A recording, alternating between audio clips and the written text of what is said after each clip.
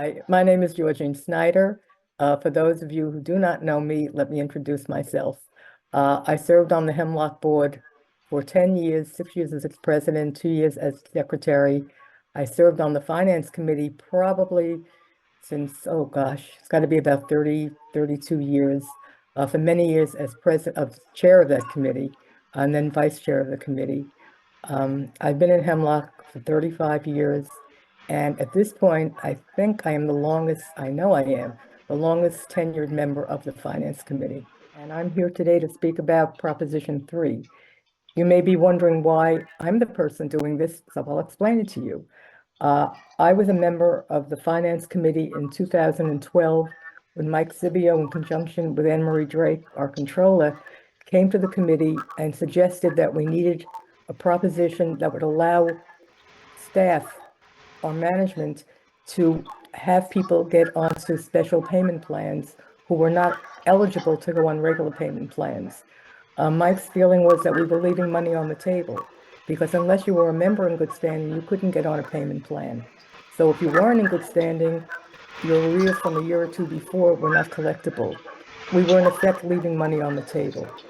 The committee overwhelmingly approved the suggestion, and the board at the time also approved the suggestion, and it went on a ballot in 2012 and had an overwhelming yes vote to enable us to do a special payment plan. Now, through the years, things have come to note. The board asked us again to look at how all collections are done, including special payment plans. And we realized that there were certain things in the proposition in the code, in the bylaw, that made it more difficult to collect. For example, person had to be in good standing. Well, that was the original one. The new one, the purpose was the fact that we were looking to see if a person was going to be somebody that could have a lien against their property. Now, in many of these cases, the property problem was that it was not possible to get a lien or a judgment against their property. In many cases, it wasn't necessary. A lot of the reasons people were in arrears was the fact that there were high water balances, they couldn't pay, the family members were helping assist HFCA members with high account balances, or new members left with high balances resulting from property purchases and tax sales. It was impossible for them to enter into a regular payment plan, so the special payment plan was good for them. However, again, the problem was that the bylaw stated they had to have a judgment against them. It is not always possible to get a judgment. This bylaw change is going to change that, and I really think it's worthy of your vote.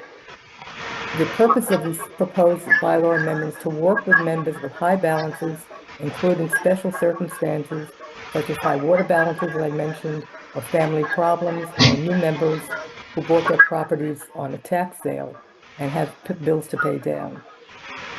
This allows us to enter into a reasonable arrangement of an account balance owed HFCA. Current law specifies that we hold judgments, as I just mentioned, for unpaid past due debt prior to working with members on these special payment plans. In some cases, it's impossible to do it. And also, when the association has to file legal claims, it incurs additional expense.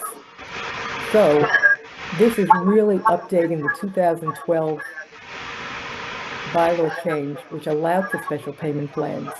It does away with some of the things that make it more difficult for management to collect money. For example, currently, before Anne Marie and her staff can go into a special payment plan, they would have to pass this before the Finance Committee. Now, obviously, this is highly personal stuff.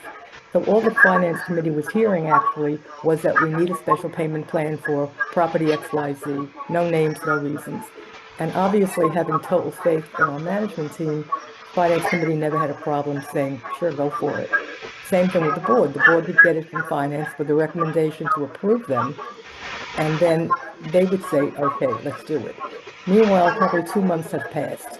Perhaps the money that the member had to give Anne Marie 2 months before was used for something else because obviously if they're having problem paying our dues, you can well imagine they're having other financial problems.